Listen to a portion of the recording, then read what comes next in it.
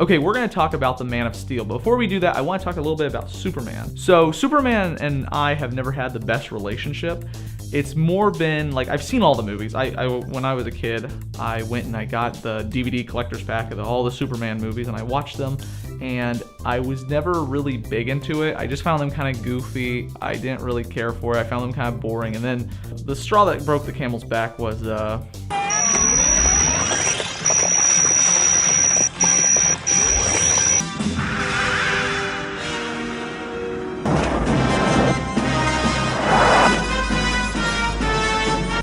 I will hurt people. yeah, I was just kind of done with that scene. But when I heard that Chris Nolan and Zack Snyder were making a Superman movie, I immediately started really paying attention to it. And then I saw the trailer. You have to keep this side of yourself a secret. What was I supposed to do? Just let him die? Maybe.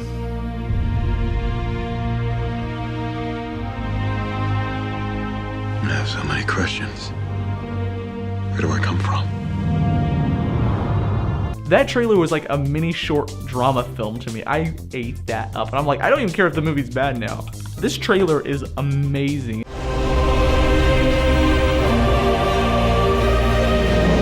So as a ground basis, let's jump into Man of Steel. And always, spoiler alert, the Man of Steel starts right off and it goes fast. It almost felt a bit too fast because it really felt like I was watching a TV show and this was previously on Man of Steel. Kal-El is born. Zod invades. Zod kills Jor-El. Kal-El flies away as Krypton explodes. The Kents find Kal-El. Clark finds his ship. Clark is Superman. Krypton is way different than what it's ever looked like. In the original Superman movies, they looked like giant green crystals, and it was some kind of a rock-looking place, and it was all crystallized in glass and beautiful utopia-looking. This one, it looks... everything's extremely organic yet high-tech. It's a very different type of technology, which I love that. Instead of having TVs or anything to like have visual screens, everything is using these little ball bearings. So all these ball bearings come together and create images, and that is how they look at things. So if you, it almost looked like there was just 3D models popping up, but it would be made out of these silver ball bearings, and they'd make the shape. It feels like the writers may have been feeling like they were walking on hollow ground because they were treating everything with as much respect as possible. It feels like they were being extremely careful. It had the depth to it, but it didn't make it too boring. It had the action, but it didn't, dumb it down and just, remove your brain, enjoy visuals. And it had comedy, and the comedy is what I was worried about the most. But the comedy was really good of what they had there. It wasn't making fun of Superman. It wasn't making fun of America, because we saw the humor from the trailer. What's the S stand for? It's not an S. On my world, it means hope. Well, here it's an S. How about Excuse me.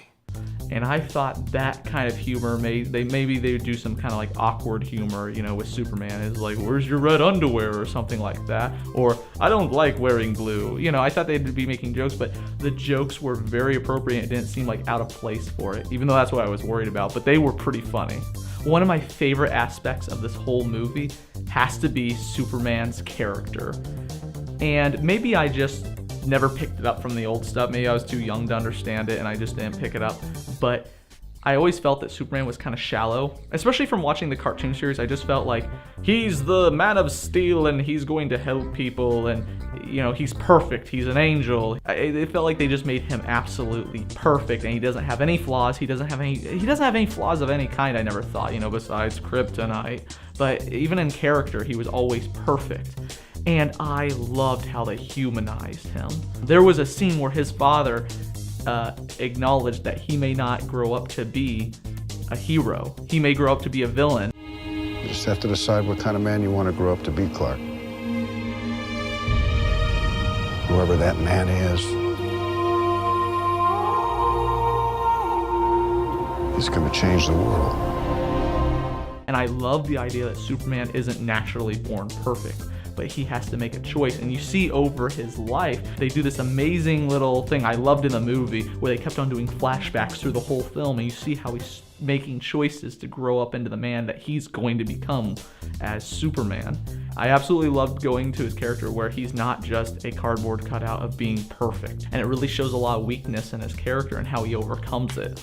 Something that's just for me and for the state of Kansas, because I'm a Kansas boy, and I love that this movie, they tote Kansas a lot. There's Royals references. Superman's like, dude, I was born in Kansas. Everyone in the theater when I saw it, us all being from Kansas, went nuts. Every time you see Superman wearing a Royals shirt or watching a Chiefs game or whatever, they went nuts for it. And it was, that's something I don't think a lot of other people are gonna get, but there's some Kansas pride right there, and I love that.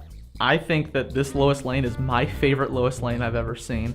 At the very beginning of the movie, I wasn't too sure because I thought she was gonna try to be, just like, I don't need a man and I don't like any men, I'm just gonna make fun. Because she even makes a few jokes at men, but she really has a turnaround. She becomes such a well-rounded character, and I really like her. I feel like she is what I wanted Pepper Potts to be in Iron Man 3, where because she was very three-dimensional, she was very involved with the plot, but she wasn't just like, I'm awesome because I'm Lois Lane, and nor was she the Mary Sue where she's like, Superman has to save me. I know this is something that we should probably just like expect, but I really just appreciated that she felt like a real person. I'm not sure if Zod's gonna go in the books as one of the greatest villains ever, like next to the Joker and stuff, but he was way better than I expected him to be. When I saw the trailer, I mean, we all saw it. I will find him! He's screaming, and he seems like just this big bad general coming to stop Superman, and he's all, he's been trained in martial arts, he's been trained to fight, he's been trained to kill, so, he's gonna be a challenge for Superman.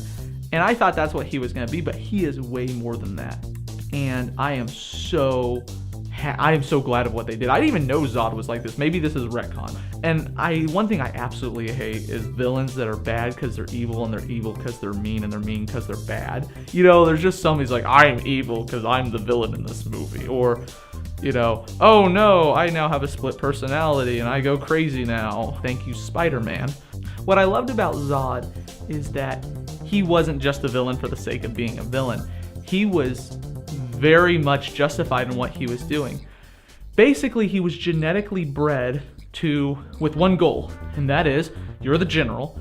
Doesn't matter who you step on, doesn't matter who you have to hurt, save Krypton. That's it. Doesn't matter anything else, just save Krypton.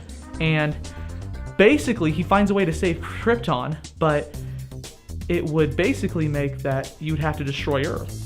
From his point of view, Earth is just ants, and he's like, I don't care if I have to destroy Earth. I'll get Krypton back, and that's my only goal, and nothing's going to stop. It doesn't matter who I have to kill. I'm gonna bring Krypton back.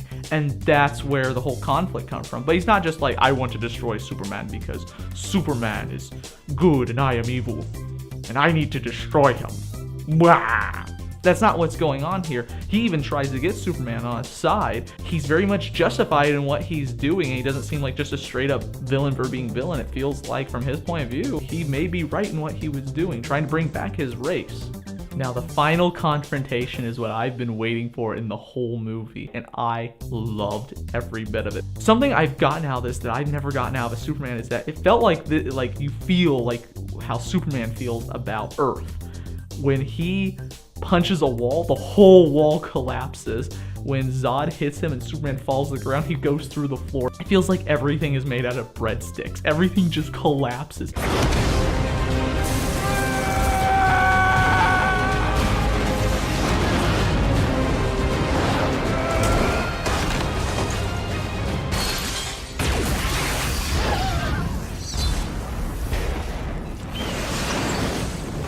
I was convinced, you guys are just gonna have to fight in the air, because no matter where you stand, you fall through the ground, you fall through everything. Everything is disposable at that point, and they go through the city. Building check, that building gone.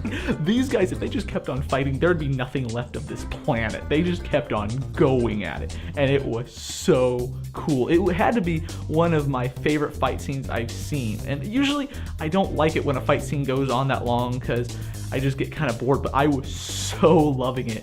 And then Zod turns around and he takes his armor off, and I had no idea. He's more menacing without his armor. He just takes it off and he starts levitating.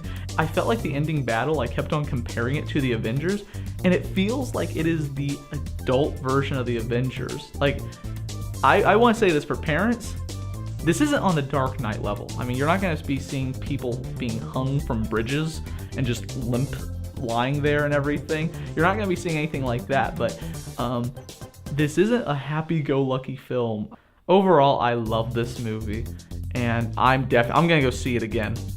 It's worth every penny for me. I absolutely loved it. It's right up my alley. Nolan's writing and Zack Snyder's visual styles, it was just great, and I loved it. I know there's so many incarnations of Superman. You know, Superman Returns, there's Christopher Reeves, there's George Reeves, there's the comic books, the TV shows. From now on, for me, whenever I think of Superman, I'm gonna think this movie. This is Superman for me now. Now, something that I really liked about this, because the last one I saw was Superman Returns, which I didn't very like at all. I think I fell asleep in it. I was very bored.